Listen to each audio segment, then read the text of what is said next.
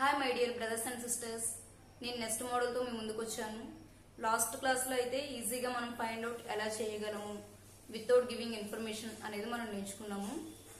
Same some but కొంచెం difficult, దాన్ని కూడా ఈజీగా ఎలా సాల్వ్ చేయాలి 2 స్టెప్స్లో అనేది నేను నేర్పిస్తాను.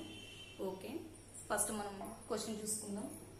A certain sum of money becomes 4 times itself in 15 years at certain SI rate, then calculate the time in which the same sum will become 10 times of itself at a same rate of interest.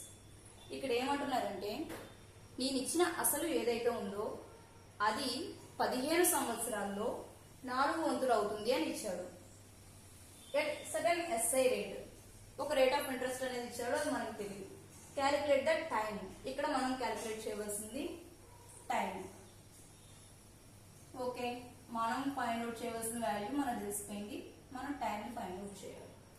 In which the same some, అంటే ముందుగా మనం ఏదైతే అసలు తీసుకున్నామో అదే 10 రెట్లు అవుతుందంట. Same rate of interest, అక్కడ రేట్ ఆఫ్ ఇంట్రెస్ట్ అనేది సేమ్ అయితే ఆ సమ్ మాత్రం 10 వంతులు అవుతుంది. అయితే మనం ఇక్కడ కనుక్కోవాల్సింది ఒకే ఒకటి, టైం ఫైండ్ అవుట్ చేయాలి. సో ఫస్ట్ సమ్లోకి వెళ్దాము. మనకి ఇచ్చిన అసలు తెలీదు కాబట్టి 100 అనుకోవాలి.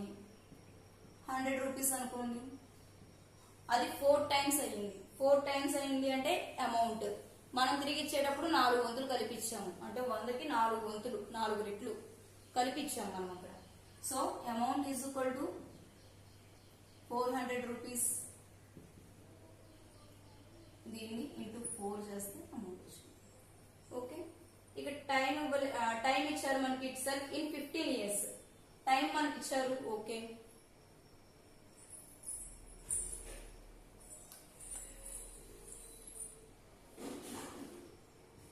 ఫస్ట్ దానిలో మనకి టైం ఇచ్చారు. Time is equal to 15 years.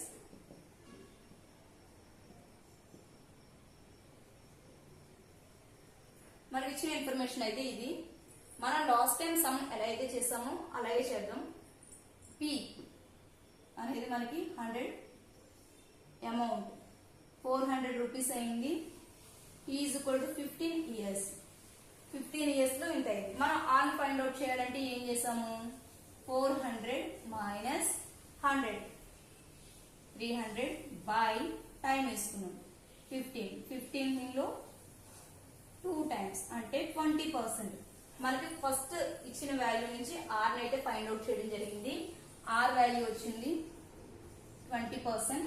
అయితే ఇక్కడ ఈ సమ్ లో ఏం చెప్తున్నారు, calculate the time in which the same some, అంటే మనకి ఏదైతే అసలు ఉందో అదే ఈజ్ ఈక్వల్ టు 100 అనేది 10 టైమ్స్ అయిందంట, అంటే ఇంటూ 10 అయింది. 100 ఇంటూ 10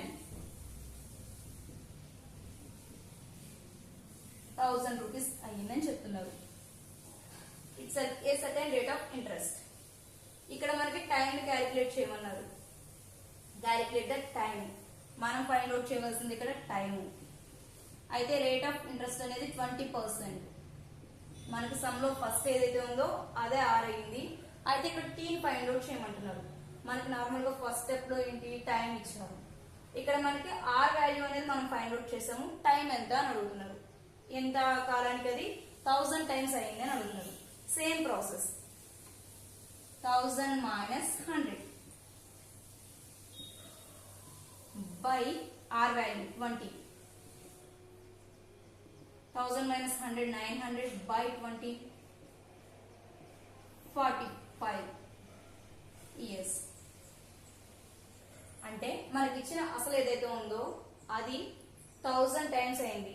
ఎప్పటికంటే 45 సంవత్సరాలకి. ఇది సమ్ ఈజీగా ఎలా సాల్వ్ చేయాలి అనేది. ఇచ్చిన ఇన్ఫర్మేషన్ ఏదైతే ఉందో అది మనకు తెలియకపోతే సంథింగ్ ఏదో ఒక వాల్యూ అనుకోని దాని నుంచి ఫైండ్ అవుట్ చేయండి, ఈజీగా వచ్చేస్తుంది. మనం ఈజీగా ఫార్ములా అంతా వేసుకోకుండా ఫైండ్ అవుట్ చేయాలంటే with in 2 minutes or 1 minute లో ఇలా సమ్ అయిపోతుంది. Okay, thank you so much.